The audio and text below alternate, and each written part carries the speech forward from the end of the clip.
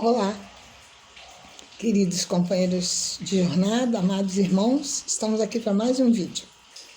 E hoje nós vamos falar sobre as manifestações físicas e as manifestações inteligentes. A manifestação mediúnica, está lá no livro dos médiuns, ocorre em todas as épocas da humanidade, pois a mediunidade é um fenômeno natural. E, enquanto o homem não compreendia a lógica do fenômeno, considerava-se como efeito de sobrenatural. Muitos médiuns eram conhecidos como feiticeiros por possibilitarem a produção de manifestações mediúnicas. Com o advento do Espiritismo, o homem pôde compreender mais claramente as causas da mediunidade e qual a melhor maneira de utilizá-la para o bem de todos. Assim, o sobrenatural foi desvendado, com a percepção de que os fenômenos mediúnicos não derrogam nenhuma lei natural para se processarem, pois fazem parte da própria natureza humana.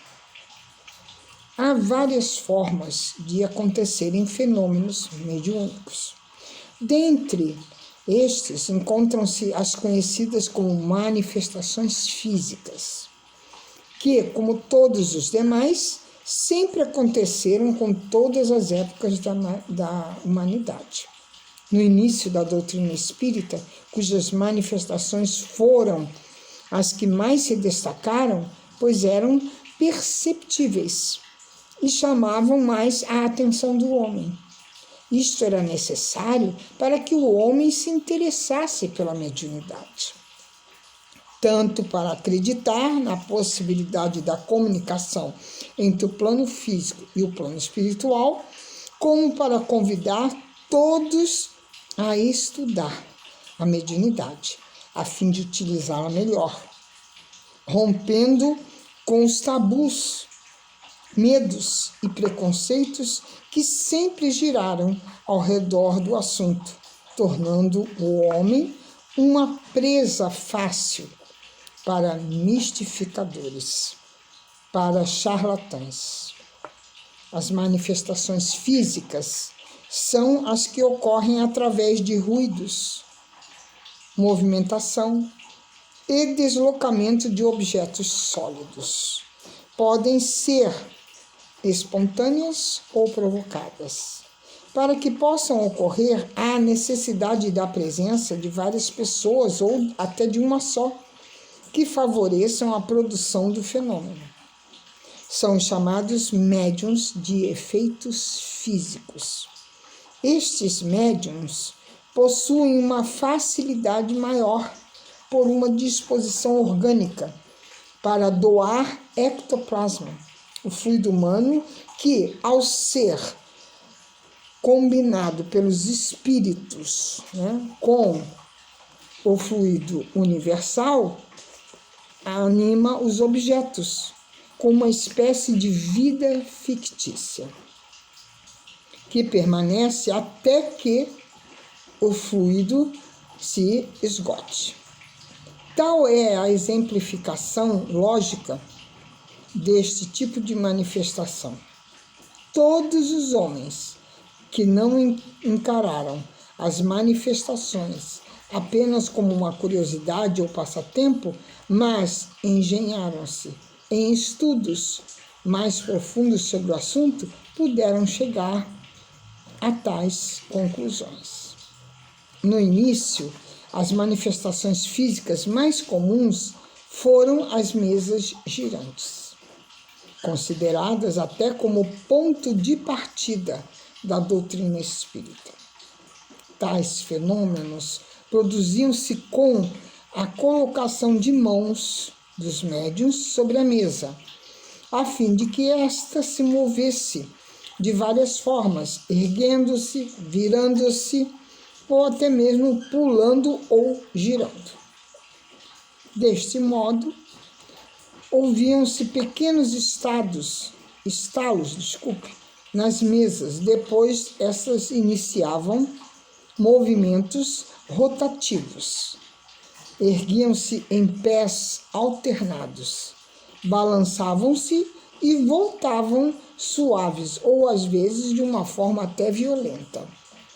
Em outras ocasiões, ouviam-se pancadas na própria estrutura da mesa, das portas, das paredes, teto, etc. Para a produção dessas manifestações, não era necessário nenhum ritual, como alternância de sexos dos médiuns, mas para sentarem à mesa e encostar dedos para formar, sim, uma corrente. Também não interferiam a forma da mesa, a matéria desta, de metais ou de seda, nas vestes dos médiuns, dias, horários, luz ou escuridão na hora da manifestação. O que realmente era necessário eram a paciência e o recolhimento em silêncio total. Tais procedimentos eles podiam ser observados nas manifestações espetaculares, pois os médiuns nem tinham consciência da sua mediunidade.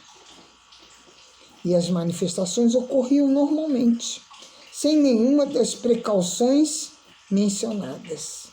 Nas manifestações provocadas, a única diferença que valia a pena ser observada era o fato de que a vontade do médium podia aumentar a força mediúnica, especialmente em casos onde o volume da mesa fosse muito grande e a força mediúnica não fosse suficiente para vencer a resistência. Além dessas espécies de manifestações físicas, mais tarde o homem percebeu que várias outras também poderiam ocorrer, seguindo este mesmo princípio, como levitação, transporte de objetos, tipologia, materialização e voz direta e etc. Após a observação das manifestações físicas, tornou-se indispensável considerar quem direcionava os movimentos das mesas, de uma forma que demonstrassem inteligência. Todo efeito inteligente deve ter uma causa inteligente. E as manifestações físicas respondiam a um pensamento além de demonstrarem movimentos intencionais, como quando se erguiam em ordem de alternância, lateralidade, imitando sons de instrumentos musicais, com marcação de ritmo, etc. E o mais significativo dos fenômenos por meio de pancadas respondem sim ou não, através do uso de determinado número de pancadas para cada uma das respostas, demonstrando o comando oculto de uma inteligência e não uma simples ação mecânica. O mesmo se deve para as letras do alfabeto, possibilitando a comunicação de palavras e frases, num processo obviamente muito moroso. Posteriormente, adaptou-se um lápis ao pé de uma pequena mesa, sobre uma folha de papel. Depois diminuíram ainda mais o tamanho das mesas e usaram cestas de vime e, finalmente, pranchetas.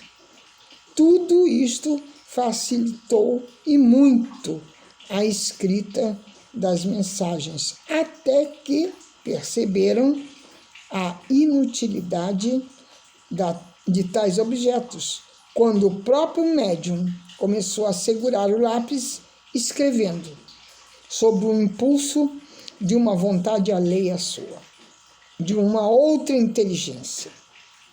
Muitos duvidavam que as ideias expressas não fossem do próprio médium, Porém, a experiência demonstrou que as mensagens apresentavam conteúdos que não estavam de acordo com o pensamento deste, como fora de seu alcance intelectual, tem outras línguas, ou que relatavam fatos por ele desconhecidos. Um exemplo disto ocorreu durante uma manifestação física em um navio. Um dos participantes teve a ideia de evocar o espírito de um tenente que havia falecido naquele navio 2 anos antes. O espírito evocado, que era do tenente, solicitou que pagassem ao capitão do navio uma certa quantia em dinheiro que o capitão lhe havia emprestado antes do seu falecimento, que ele não tivera oportunidade de lhe restituir.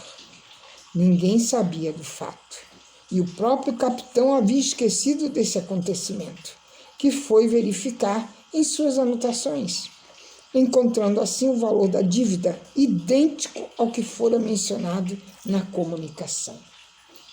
Este exemplo torna patente a prova de que as manifestações não são mecânicas, são puramente físicas, nem são puramente físicas, pois demonstram uma inteligência alheia à do médium, ou seja, a inteligência de um espírito que as está comandando. E eu trouxe aqui agora as manifestações espirituais. Ensina Paulo de Tarso, na Epístola aos Coríntios, a primeira epístola que ele fez aos Coríntios, no capítulo 12, no versículo 17, que a manifestação do Espírito é dada a cada um para o que for útil. Nas, pode-se dizer, searas espíritas, a maioria dos trabalhadores inquieta-se pelo desenvolvimento imediato de faculdades mediúnicas incipientes. Em alguns centros exigem-se realizações superiores às possibilidades dos trabalhadores, e em outros, buscam-se fenômenos de uma grande repercussão. Todavia, a mediunidade não se resume em manifestações exteriores, e sim no aprimoramento interior de cada ser, através do conhecimento e do amor. As duas coordenadas que possibilitam a efetiva evolução até a condição suprema do espírito puro. Também não há buscas, destaque em nenhuma das diferenças de mediunidade.